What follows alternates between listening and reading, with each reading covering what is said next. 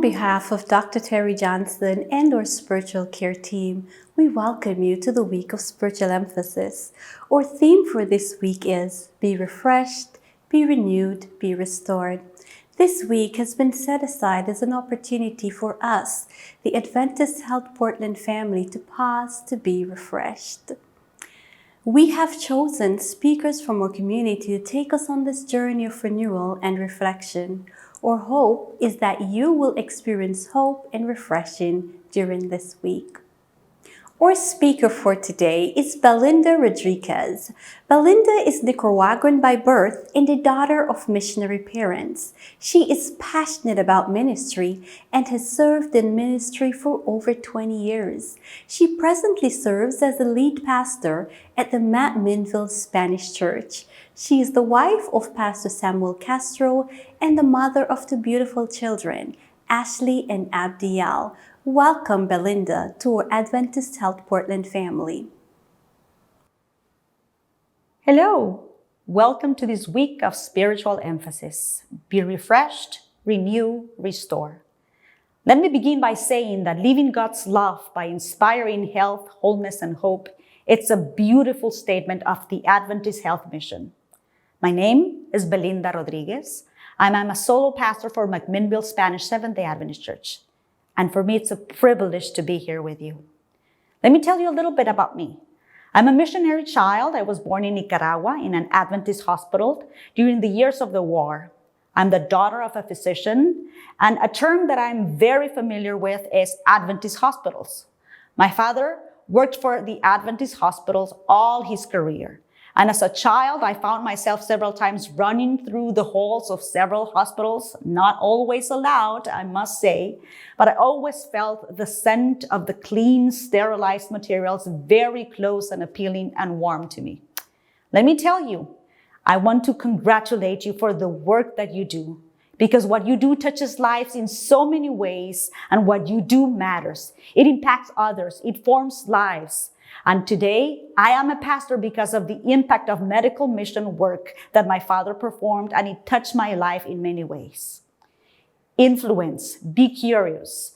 I grew up as the effect of that influence of the gospel flourishing through the message, a message that can influence others. This week's message, be refreshed, renew, restore.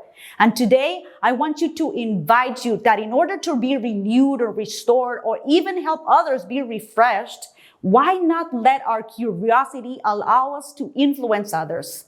The theme for today, be curious. And let me tell you two definitions first. First, curious. And it's not about the Curious George, It's that word that means eager to learn, to know, to be inquisitive, prying, arousing speculation, interest, or attention through being inexplicable in a highly unusual and odd, strange way. The second word, influence. It's the capacity to have the effect on the behavior of someone or something. Have you ever been curious about someone? Have you ever been influenced by someone or something? Have you ever felt that through your curiosity, you have been able to influence others? Just before COVID, my husband and I visited Lincoln Memorial Monument in Washington, D.C. And we stood there and took pictures where Dr. Martin Luther King Jr., a man whose revolutionary civil rights movements, he marched in Washington and transformed a generation by his words. He gave that famous speech, "I have a dream," in those stairs. And I would say, Martin Luther King was an influence to others. Over history, we can appreciate a movement made up of anonymous extraordinaries. People who have influenced others through their curiosity to think things that would be done a little better, a little different. And these people worked effortlessly and vigorously to what they believed. People who have motivated by the conviction and not only necessarily by recognition. Natalie Warm is one of those, and in a TED Talk, she shares her story. Beginning as a young girl, she was able to impact others. You see, she as a child, she grew up in Chicago in a rough and a poor neighborhood, and her father, who was always sick, it was much with pain that she saw him As a teenager, she went into an extremely racist high school. And herself being biracial, she experienced several moments where through letters or written terrible things on the lockers for her, she suffered all through high school.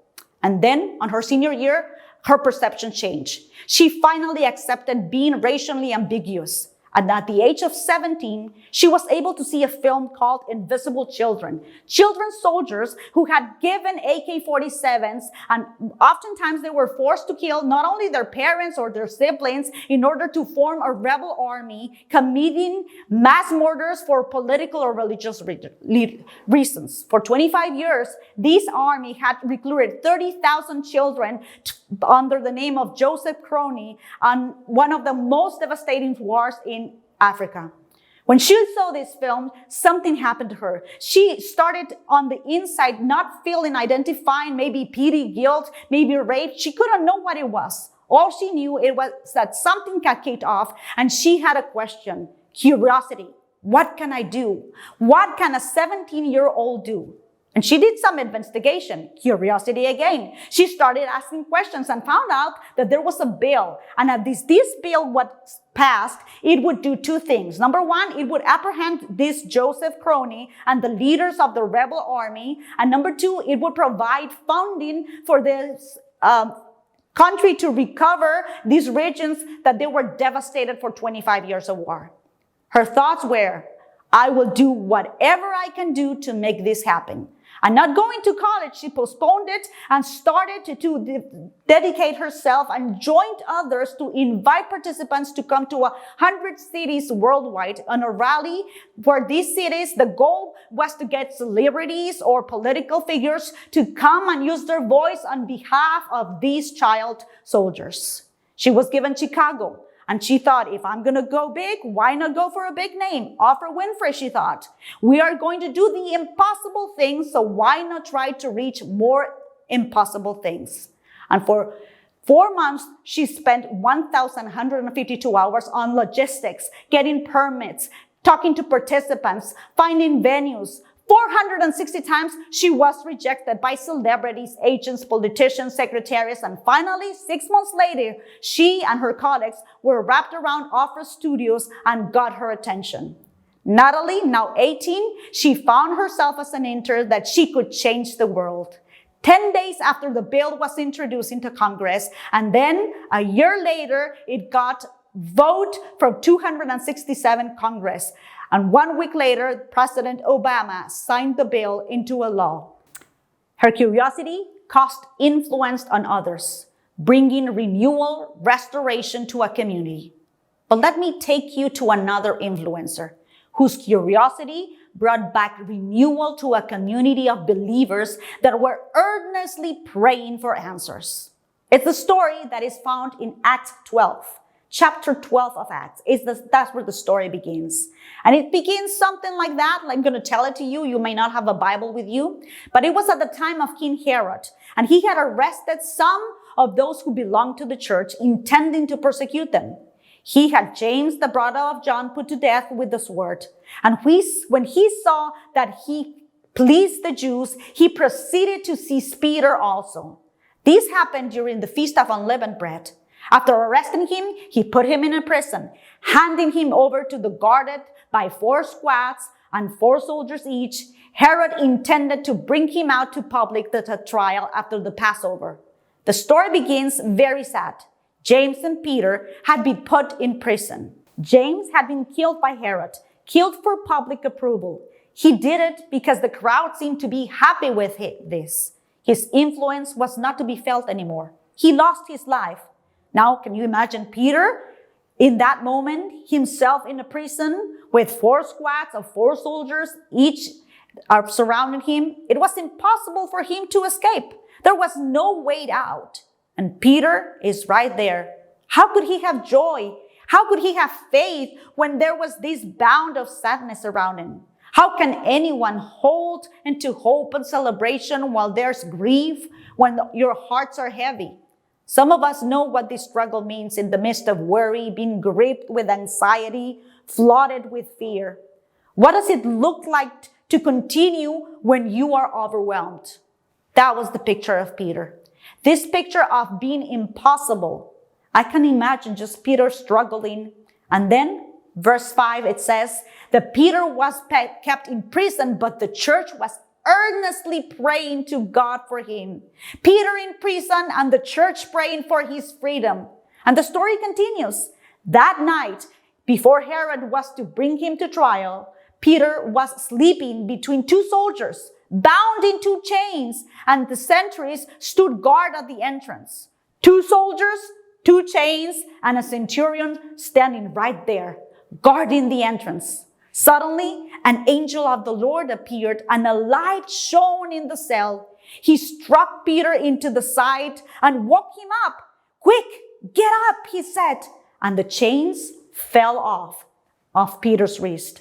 Peter was so depressed and he was so sad that even the glory of God that had filled the place, even the light that had flooded and God showed up in his power, he didn't wake up.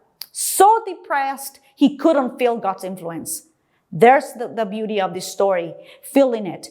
The angel struck him and he comes along and he pats Peter on the side. "Wake up, wake up." The angel said to him, "Put on your clothes, your sandals," and Peter did so. "Wrap your cloak around you and follow me," the angel told him, giving Peter a step-by-step of what liberation looks like. "Put on your sandals, put on your cloak. Let me walk you to freedom." But the angel said to Peter, "Come on, follow me." Peter followed him out of the prison, but he had no idea what the angel was going to do. Really, was he having a vision? Was he having a dream?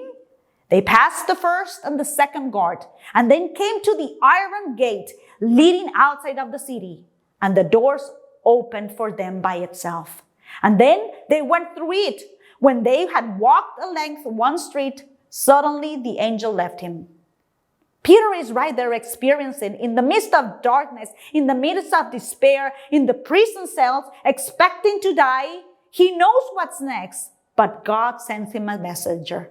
But that messenger doesn't come so gently. It comes with power and strikes him, wakes him up, and leads him into freedom. You see, nothing can stop God. God is able to do the impossible. 4 squad, 4 soldiers, 2 chains that bind him, a centurion at the door, and nothing can stop the movement of God when it is within his will. The chains fall and the doors open. And when this had dawned on him, verse 12, it says, he went to the house of Mary, the mother of John, also called Mark, where many of the people were there gathering and praying for him. He goes into the house, and it says that Peter knocked onto the outer entrance, and a servant girl named Rhoda came to answer the door. When she recognized Peter's voice, she was so overjoyed, and she ran back without opening and exclaimed, "Peter is at the door. You are out of your mind," everybody told her. But she kept insisting that was it. She said, "It must be an angel," they told her. But Peter kept on knocking on the door. And when they opened the door and saw him, they were all astonished.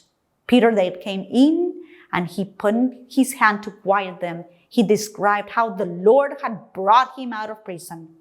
Everyone was praying, but Rhoda, out of curiosity, was not listening at the prayer. She comes to the door where she hears a sound.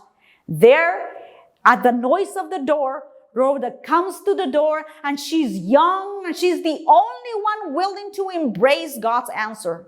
Immediately, she hears that voice, and she hears that the person on the other side of the door, and she gives evidence that God had answered to their prayers, and that the call that she had heard on her mind was Peter's voice. But the crazy part is that the iron gate opened before Peter without anyone touching it, but this door couldn't be opened. Someone had to open it. A prayer meeting was being held on behalf of Peter, and he keeps knocking and knocking, and he cannot get into the house because the believers are praying for him. Apparently, they were praying inside, not expecting an answer. But the answer was standing right there at the door, waiting to be let in. Will someone open the door? Rhoda the servant girl, was the one that was immediately able to recognize that God had heard their prayers. It took a young servant girl and her curiosity to recognize that there was a miracle on the other side of the door. Your curiosity for God can influence in several ways others. Don't let anyone make you believe that the work that you do is little and that you can make no influence on others. You may feel inexperienced or unimportant, but God can use your influence to convince others that there's a miracle on the other side of the door. And that miracle is called Jesus. Rescue or not rescue. Luke ends the last verse of that chapter, verse 24. But the word of God continued to increase and spread, and there's nothing that can hold back that good news. What will the outcome be? What will your curiosity for others take you to? What influence will you leave to others?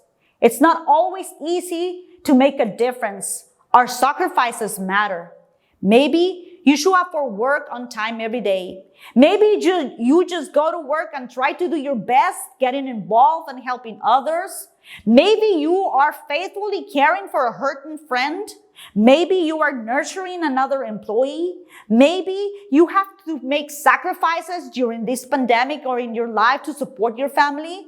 Maybe you have given up your dream, your desires, and you are not even sure what is next. Or maybe you're just lovingly working in the service where God has called you to serve, not knowing what the difference you're making. But I believe that God one day will show us what that sacrifice meant, what it meant. Meanwhile, let us, with good curiosity, be able to help others, influence others in following Jesus, not knowing maybe what the outcome will be. Until then, we will continue. We will persevere. We will be patient. We will be obedient. We will love. We are going to be forced to do good. We are going to be welcoming and curious about others. We will be brilliant in the work of helping others and ourselves to be refreshed, renewed, restored. Whatever happens, right there, in the midst of all, we are challenged to trust and reach others because there is a miracle waiting to us on the other side of the door. I'm Belinda Rodriguez, and may God bless you today.